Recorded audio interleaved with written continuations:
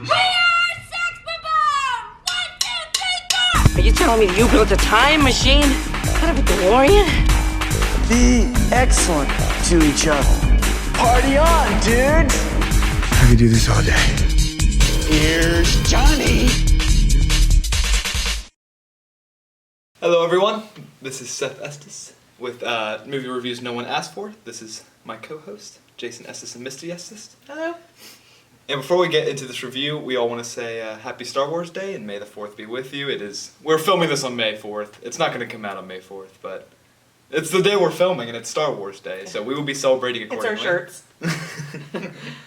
But Last Night in Soho, 2021 film, is about a young girl who's passionate about fashion design, who loves the 60s and everything about it, and she can see ghosts and visions from the past, and she starts to see this woman from the 60s who tried to be a big-time singer, and she follows these visions of this girl and her tragic story of trying to become a star and everything that went wrong in her life, pretty much.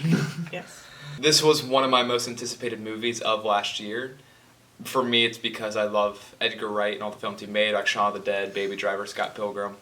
All of those I absolutely love. So I was super excited to see his newest entry. And it did not disappoint. I went and saw it in theaters, I think the weekend it came out. I went and saw it. I think so. And I just came home to these two because they did not come with me to the theater. I just told them, like, hey, it's another great film of his. You guys need to go see it. And he carries over all of his normal skills he uses in all of his directing and everything, with like the editing always being on par and everything. The soundtrack of this movie, like Misty says, is amazing. I really love this movie. I love a lot of things about it. Like the acting is amazing, mostly from, I would say, Matt Smith, who usually is this like good guy character, like the Doctor in Doctor Who. But in this movie, he is someone you don't root for. He is the bad guy of this story, and it's hard to not love him after seeing him in all these movies and everything and all the Doctor Who and everything, and loving him in that. It's hard to not just love him, but as an actor, I love him. I do not love this character. Right, correct. Edgar Wright did amazing with this movie, and it is, I would say, probably my favorite movie from last year was this. And I'm super upset that it did not get any Oscar nominations. Yeah, I agree. It should have. But yeah, and then Thomasin McKenzie, of course, did amazing off of her big breakout with coming straight out of Jojo Rabbit. And then Anya Taylor-Joy is definitely becoming one of the bigger names out there, and her acting in this movie is really amazing. Don't look at me like that. Someone has a crush on her.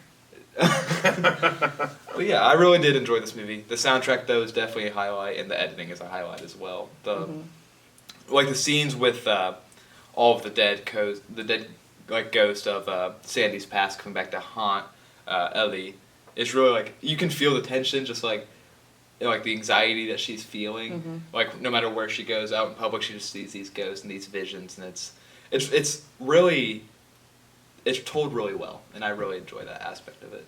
I agree.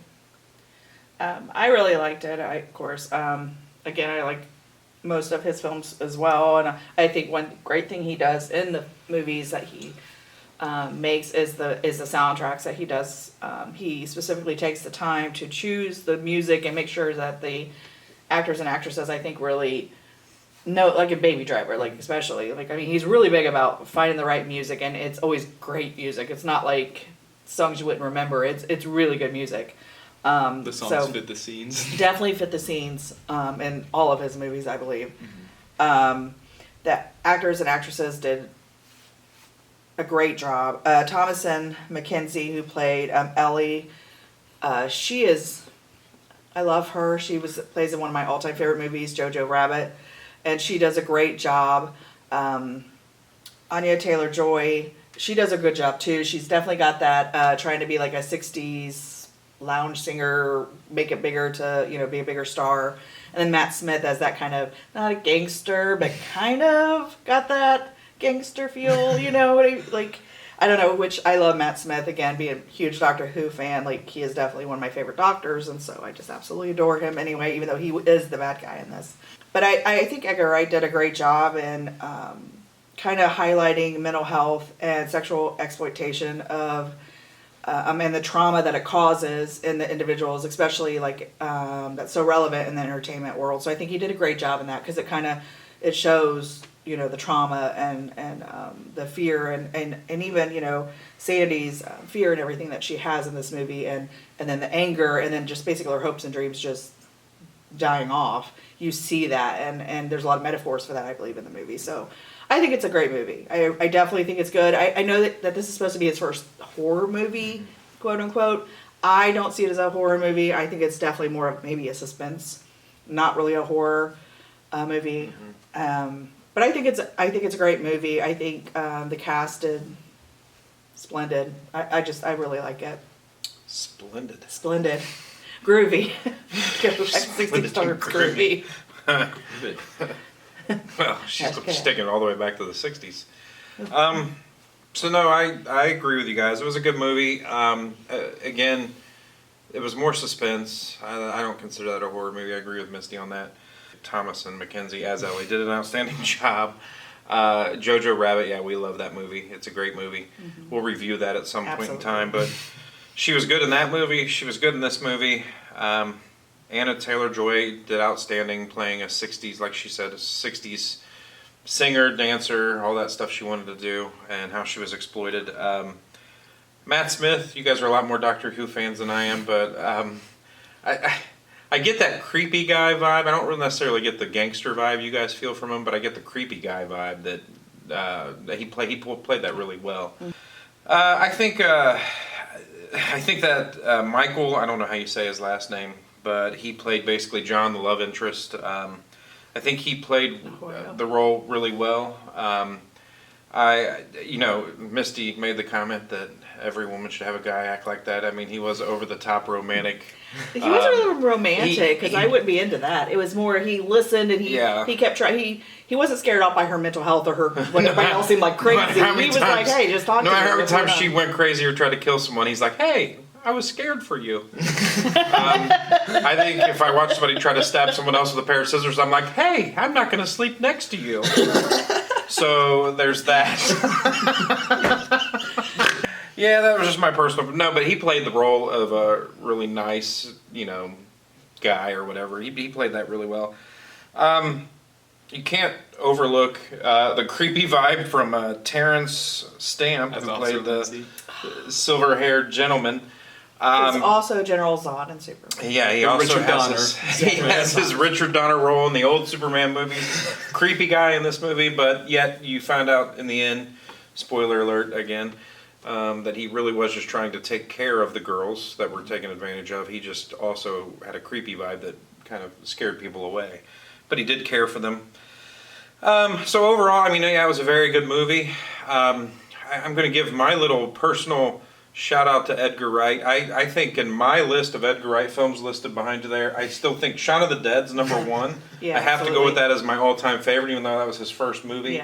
Yeah.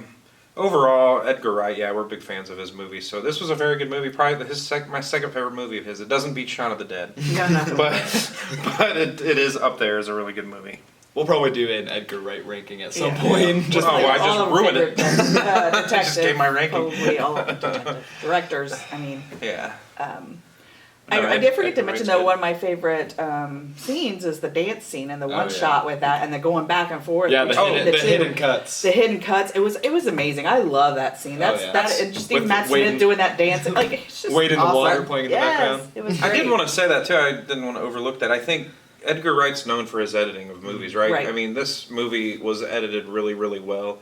I think the flashing light in the bedroom sets the scene. Mm-hmm.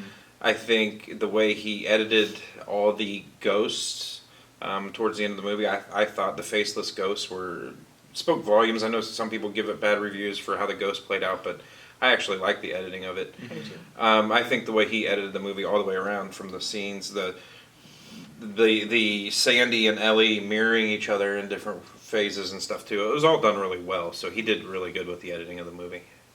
Yeah, that's like you said, for his first ever suspense type film. I was a little bit. That was the only thing I was a little bit worried about, was that he didn't really have a suspense type film before this one. But it played out really well. Oh. And so that means my final ranking for this film is a 5 stars out of 5. And mine is a 4.5, but that was just because Seth and I had a fight about something, and I told him I wouldn't do a 5 because he wouldn't rate Avengers as a 5. So I stuck with my typical 3.5 for a movie I really like. It's hard to get a 4 or 5 ranking out of me, but 3.5 is really, really good. So don't be hating, but Don't be Don't be hating. I said it on purpose like that. Shout out to Jamie Don't be- Kennedy. Jamie Not Kennedy. who's most Don't be wanted. hating. But anyway, yeah. I you just got it done it from him about a month ago. I did. It was really, really good. So it was a well done movie. So kudos to Edgar Wright. And that will be it for this episode. Next time we will be taking another fan suggestion, which is the movie Nell, which I don't think any of us have seen, but we will give our honest thoughts on it next time. But until then, thank you guys for watching. Like, subscribe, do whatever you would like to do if you find yourself coming back to watch more movie reviews that no one asked for. But thank you guys for watching. Bye. Bye.